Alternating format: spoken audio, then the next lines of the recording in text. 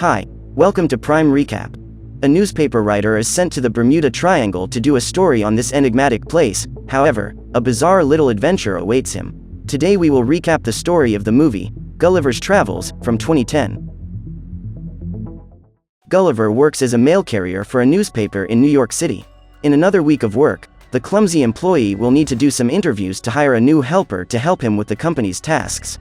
Gulliver finally hires his new helper. His name is Dan, and on the same day the head delivery man shows the new employee all the duties he should perform, also warning him that they are only delivery men and should not draw any attention to themselves. However, Dan ends up disobeying his superior's orders. The auxiliary talks directly to the head of the company and even to Darcy, the newspaper editor with whom Gulliver has always been in love. On the same day, Dan, showing effort and cooperation with all the employees, gets a promotion and becomes the head of mail. Gulliver is saddened by the news. After all, Dan has managed to develop extraordinarily well in the company to the point of surpassing him in just one day. Towards the end of his workday, Gulliver realizes that he must change his ways or he will never achieve anything by being a complete slacker. He sees from a distance that his coworker Darcy is still in the office, and he takes the opportunity to talk to her about his feelings. When he comes face to face with the editor of the newspaper, the delivery misfit does not take any action. All he does to disguise that awkward situation is to take an application form to apply for the position of traveling writer. Darcy is impressed as she did not know that her coworker wrote and even on travel.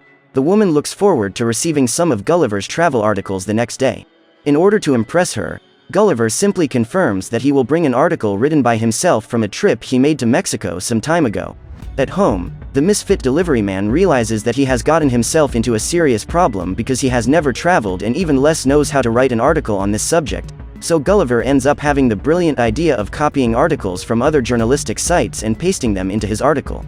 The next day, Darcy is impressed by her co-worker's article. She says the travel writer position is his and his first job will be to do a story on the Bermuda Triangle. The woman says that this work would be done by herself, but due to her seasickness problem, she would end up not being able to produce good content. Gulliver ends up not contesting and immediately goes on his expedition. On the way to this new journey, a guide tells the protagonist that the horrifying stories about the Bermuda Triangle are all misleading, this being a way to get more tourists to visit the mysterious place. The new traveling writer begins to find the whole trip completely boring. He was on the high seas and apparently there was nothing much to report, so Gulliver sleeps reading one of his magazines, but sometime later he wakes up in the middle of a thunderstorm. The navigation service on his boat was no longer responding and his cell phone was not receiving any kind of satellite signal. He tries to equip himself with some buoys, but the boat is blown sky high by the colossal force of a waterstorm that has erupted on the scene. After the terror of the storm, Gulliver wakes up on a small beach, realizing that he has survived such a devastating phenomenon of nature. The traveling writer is surprised by several human beings around him, but they were all tiny compared to him. Gulliver believes that it is all a dream. He gets up and destroys all the restraints that the little people have made around him. In an attempt to immobilize the giant again, a group of men throw several hooks and manage to bring the creature down, who quickly faints from the fall. Upon regaining consciousness, Gulliver realizes that he is being carried by the little men. As he passes through the town, everyone is impressed by the size of that captured giant. The army general Edward presents the gigantic creature to his king Theodore, the ruler who commands the entire kingdom of Lilliput. Gulliver, still not understanding what was happening, is sent to a prison where he meets Horatio, a man who ended up being arrested just for looking at King Theodore's daughter. Before the giant arrives, Horatio reveals that he was the tallest man in Lilliput. The two prisoners eventually form a friendship due to their indifference. However, it is not long before General Edward begins to use Gulliver as a forced labor machine for the kingdom's activities. Edward installs a control mechanism in the huge giant, and through this, the army leader is able to move the beast's body completely by means of levers. At that moment, the Liliputians, who are the greatest enemies of the kingdom of Lilliput, begin an operation to attack the rival kingdom. They infiltrate the city and set fire to a region, all of which is only a distraction to capture Princess Mary. Edward and the two prisoners hear the fire signal and understand that the kingdom is under enemy attack. The general immediately orders the giant to drop everything he was doing and take him to the royal palace. After all, the princess could be in danger. Gulliver promptly obeys, and upon arriving on the scene, he receives orders from Edward that he is not to interfere with the rescue of Princess Mary. Horatio, on the other hand, asks his colleague to help protect the princess from enemy hands. The giant helps his friend and without much effort manages to save the king's daughter from the Liliputian attack. On the other hand, King Theodore is trapped and surrounded by the fire. Gulliver goes to the scene and tries to help him, but even with his enormous size the flames still burn him, so the boy has the idea to relieve himself to put out the fire, and incredibly his absurd idea works. The king is saved and everyone is surprised by the prisoner's bizarre attitudes. Edward says that this act of disrespect against the king will be enough for the giant to be eliminated. But Theodore is grateful for Gulliver's help, and from that day on, his relationship with the little ones began to change. The next day, the giant creature is invited to attend a royal dinner, but the giant says he will only attend the event if Horatio is invited as well. The king eventually gives in and allows both of them to attend the event. The two prisoners attend a royal dinner with all the nobility, on which occasion Gulliver is questioned about where he came from and if he is the king of his empire. The giant on the other hand ends up twisting the story and claims that he is the president of the place where he lives and that he is the one who commands everything there. Everyone is impressed by the power the beast possesses, even imagining that the giant's empire is the most powerful and strongest in the entire world. But Gulliver says he needs to return to his homeland immediately, and to do so, he needs to find his boat. King Theodore says he will send his men in search of the boat, and if they don't find it, they will build a means of transportation themselves to take it to his home. As the days passed, Gulliver eventually moved into a gigantic mansion built by the people of Lilliput. After all, everyone in that kingdom has incredible building skills. The giant even has a media room where he tells his story to all the little ones through a theater. However, the traveling writer poses as a main character in several existing movies, claiming that he has experienced all those amazing journeys. The traveler ends up putting himself in the leading roles of feature films such as Star Wars and Titanic, claiming for all the people of Lilliput that he eventually died in the sinking of the great ship, but came back to life a few days later. As time goes on, Gulliver even helps his friend Horatio win Princess Mary's love by giving him some tips and even reciting a love song. However, the princess is still under the control of General Edward. As evening falls, Gulliver receives news that the Imperial Army has finally found his boat, but it was in very poor condition, urgently needing a refit to repair the damage caused by the storm. In that same place, the giant finds his cell phone that was not yet fully uncharged. He realizes that he has received some voicemails, and when he opens his mailbox he comes across some messages from Darcy. The company editor discovers that he copied the article from another newspaper. She is furious for having been deceived, but at the same time disappointed with her co-worker's attitude. She says she never wants to see him again, and now she herself will be responsible for writing the article about the Bermuda Triangle. That night, Gulliver talks to Princess Mary and seriously thinks about not going back to his homeland. After all, in that kingdom he is respected and admired by everyone around him, and if he doesn't get Darcy's forgiveness, it would no longer make sense to go home, since she was the reason and inspiration to start the journey. The next day, General Edward tells his king that the giant should leave the kingdom as soon as possible, because his presence in that place would be a nuisance to the entire population. However, Theodore contests him and states that Gulliver has only brought benefits to the kingdom since his arrival. The king, realizing the perversity in the war captain's lines, appoints the giant as the new army general, demoting Edward to the position of vice commander.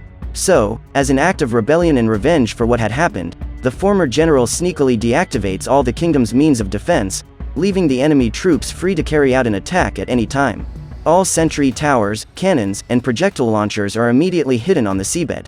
Gulliver is now called upon to protect Lilliput again from the enemy attack.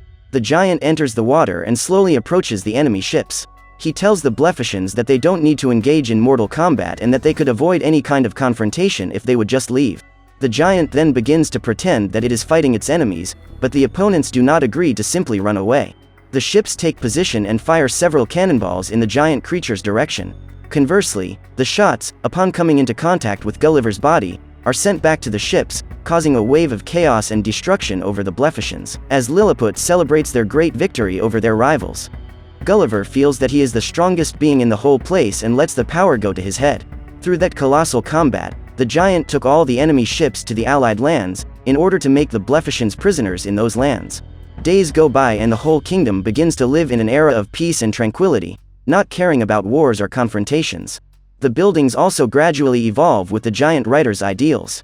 On one such day, while having fun with his friend Horatio, Gulliver advises him to talk to Princess Mary, as she is somehow being forced to love Vice Commander Edward.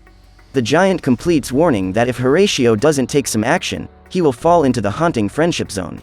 The former prisoner now has in mind the important mission of conquering the princess of the kingdom. Meanwhile, Edward, who has found himself betrayed by his own people, goes to meet the king of the Liliputians and explains to him that he wishes to become their ally in order to extinguish the gigantic creature at once. The evil plan for the giant's downfall is to build a machine so powerful and gigantic that not even Gulliver's strength will be enough to defeat it. In Lilliput, a great festival was taking place and everyone was happy with the food, music and performances, but the population is surprised by an alert signal, warning that an enemy was near. Gulliver asks everyone to be calm and that he would solve the problem one more time. Edward arrives on the scene and inside a small robot declares that he wishes to challenge the giant creature to a fight, and the boy accepts without showing any concern. After this, Edward puts the newest invention into combat mode. The little robot now becomes a fighting machine with a height even greater than Gulliver's. The writer tries to push him, but cannot move the huge robot an inch. Edward controls his machine and in doing so, suspends his opponent by holding him by his underwear, humiliating Gulliver in front of everyone. Still, the population believes in the giant's strength and begins to encourage him. Gulliver reveals to everyone that the stories he has told about his life are false, being only bizarre inventions in his head. The giant finally declares that he has lost the battle, and the people of Lilliput begin to be ruled by the hands of the enemy. Gulliver is tied up in a kind of boat and sent to an isolated island where nobody dares to go. People do not know what kind of thing is in that place and so it is feared by everyone. The giant arrives on the island and while walking around the area is quickly captured. In Lilliput, Horatio tells Princess Mary that he has been thinking of a way to help his best friend, and to do this, he decides to go alone to rescue him. Upon leaving the kingdom, he realizes that the Liliputians have captured another giant, this time Darcy, the newspaper editor. The woman wonders whether this could be a dream or hallucination, but remembers only that she had been through a terrible storm on the high seas, and with the arrival of a water storm, had her boat completely engulfed by the storm. On the mysterious island, Gulliver is held captive by a giant girl who lived alone on the island. She turns him into her own doll, puts him into a toy house, plays various games with him over time, and finally says she will eliminate him if he tries to escape. Horatio, after arriving on the isolated island, manages to get into the colossal girl's house and talks to his friend. The man says that everyone in Lilliput needs his help and even if the stories told are inventions. The giant is still strong and brave for having defended the whole kingdom when they needed it most. Horatio also warns that a new giant has arrived on the island and her name is Darcy. Gulliver, upon hearing this, decides to help the kingdom and save the woman he is in love with. As he takes a closer look at where he was, the giant realizes that other humans have been on that island before him, but did not survive. The giant manages to catch this pilot's parachute and flees the scene with his friend. In prison, Gulliver meets Darcy and tries to explain about the plagiarism he committed and even apologizes for it. The publisher on the other hand ends up discovering that his coworker has always been in love with her, but in addition, the giant also frees the king and asks to be the royal guardian once again. Theodore accepts and gives the boy another vote of confidence. The next day, a new battle was about to take place, the giant of Lilliput against the robot of the Liliputians. Gulliver says that if he wins the battle, there will be no more war and no more conflict between the two peoples. Edward on the other hand says that if he wins the fight, he will destroy all of Lilliput and he will become the new king. The fight begins, a clash between colossal forces is waged. The machine had advantages from the start, but Edward eventually added new abilities to his robot. The former army general has equipped his robot with an electric generator capable of releasing powerful discharges against any adversary. At this moment, Gulliver is hit by a strong electric shock and ends up immobilized on the ground. Horatio tries to help his friend and with his horse rides to the battlefield. The former prisoner breaks into the machine's facilities and ends up having a confrontation with Edward. Meanwhile, Gulliver was suffering from several attacks, but with his friend's strategy, a breach was created. Horatio manages to destroy the electrical generator, putting an end to the disproportionate advantage that Edward possessed. Gulliver wastes no time and realizing the opportunity to attack, he manages to cause damage at the robot and then strikes it several times with a steel statue. With one powerful blow he finishes the fight, incapacitating the machine from continuing to fight. Everyone in Lilliput celebrates the long-awaited victory. Horatio finally gets King Theodore's permission and Princess Mary's love, now the two can live together as they always wanted. However, the moment of joy and celebration is ruined by Edward, who appears in the crowd and tries to capture the princess once again, but his plan is unsuccessful, as she knocks him out herself with a strong blow to her face. Gulliver celebrates with his beloved and afterwards explains to the King of Liliputians and King of Lilliput that wars and conflicts lead to nothing, only loss and suffering. The representatives of each kingdom give up and agree to put an end to this conflict that has spanned generations. Now the two nations are united and form one great community. Gulliver takes advantage of the moment and tries to make amends with his beloved, apologizing for the lies he has told and for all the awkward situation they have been through. At the end of the day, The famous giant sails back to his home together with Darcy. They meet the water trumpet that led them to that mysterious place, and return to their everyday lives in New York. Now Gulliver has aroused immense admiration for his work. He goes on his journey as a traveling writer alongside his beloved, the two of them adventuring with amazing expeditions made all over the world. So what did you think of this movie? Leave it in the comments below. And if you liked the video, please like and subscribe for more movie recaps. See you next time.